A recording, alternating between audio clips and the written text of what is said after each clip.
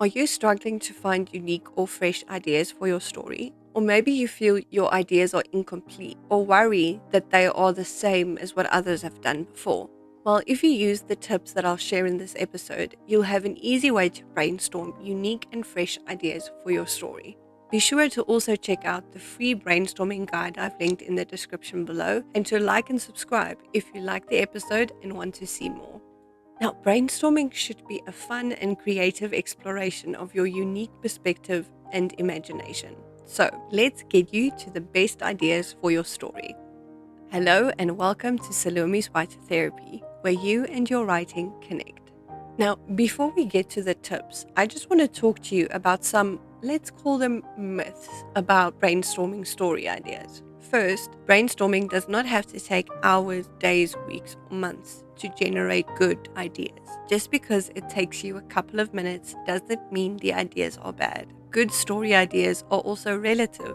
A good story idea is more about how you interpret or execute the ideas in your story than what the ideas actually are. And also, you do not only have to use brainstorming for your story premise or at the start of your writing process. Brainstorming ideas can be used at any part of your writing process to elevate the plot, the character setting, the theme, or anything else that you need.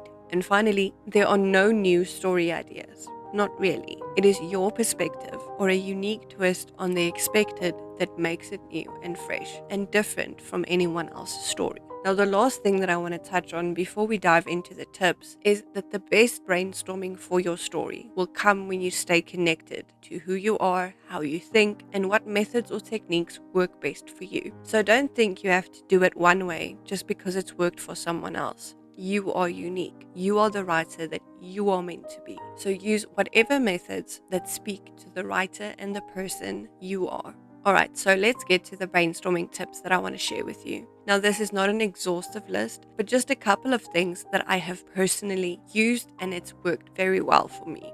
So, tip number 1. If you're anything like me, and I think a lot of writers can relate to this, then you usually start your brainstorming with at least a kernel of an idea of something, whether it's the genre or the theme that you want to write about. Now, for the first tip, and this is something that I do on a regular basis, at any point in my process when I need to think of ideas going forward, and that is free writing.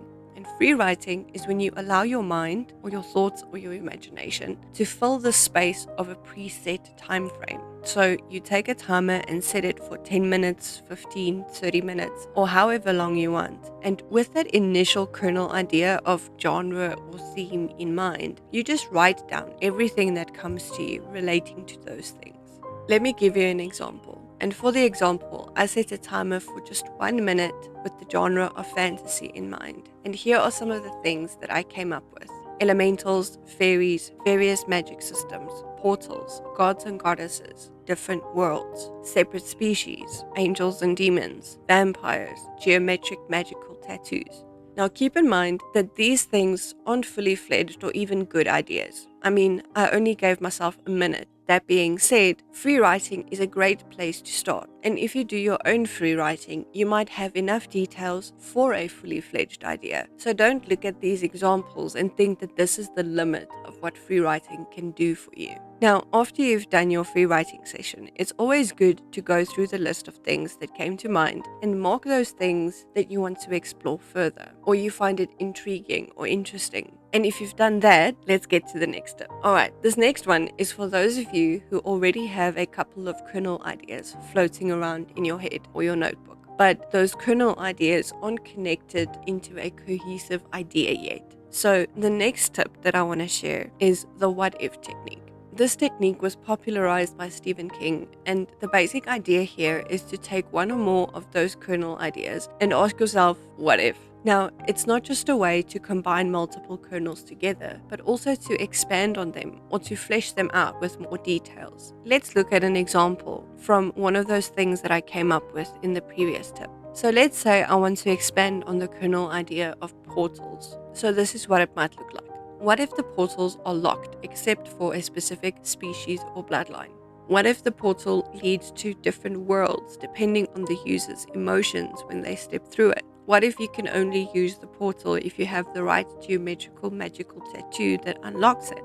Now, you will notice that these kernel ideas are not necessarily unique or fresh yet, but that's the great and fun thing about this technique. You can go as deep down the rabbit hole as you wish and continue to ask what if until the idea is fleshed out as much as you want. So, with our examples, let's take one of them a bit deeper. I like the idea of the geometrical magical tattoos, so let's look at that one. What if the tattoos are genetically determined, or like a birthmark, and only certain bloodlines or species have them? What if those bloodlines are historically connected to the different worlds in the universe, and the different designs determine to which world you get access to?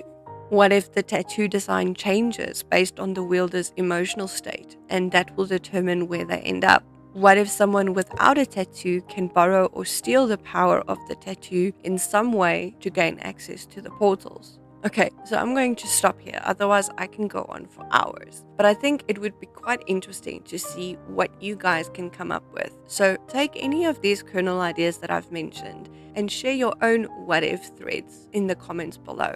This technique is so much fun, but can you see how easy it is to get details on the different parts of your story, from your character to the setting to the plot, by using this what if technique? I just love it. I use it all the time with almost anything that I need to figure out. Alright, I want to share another tip that has helped me immensely to ensure that my ideas are always fresh and unique. Now, remember how I said at the beginning of this episode that a good story idea is more about how you interpret or execute the idea in your story than it is about the idea itself, or that it is your perspective or a unique twist on the expected that makes it new and fresh and different from anyone else's story? So let's talk about that a bit. And there is one thing that I want you to remember as you brainstorm your story ideas. You are the new factor, or the unique factor. There are loads of stories about portal fantasies out there, right? But even if you add one small thing that's different or unexpected, then you have something new and fresh. So as this last tip, consider this. Is there something in your life, environment, background, upbringing, or relationships that you can incorporate into your idea to create that connection to you?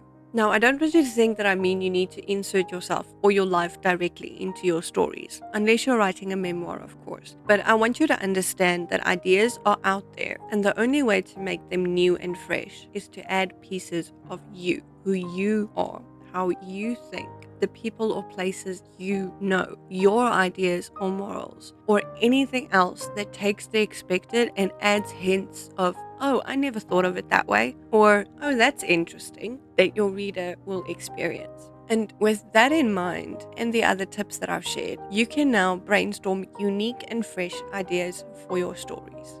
Before I leave you to the excitement of the brainstorming rabbit hole, are you struggling to plan out your stories in a cohesive and connected way? Well, I've created a playlist called The 4 Key Elements, where I walk you through everything you need to know to plan out a connected story, including conflict, character, plot, and setting. Click on the screen or in the link below to check it out now. Until next time, may your creativity flow freely and your fingers dance upon the keys. Keep writing with joy and stay connected. Cheers.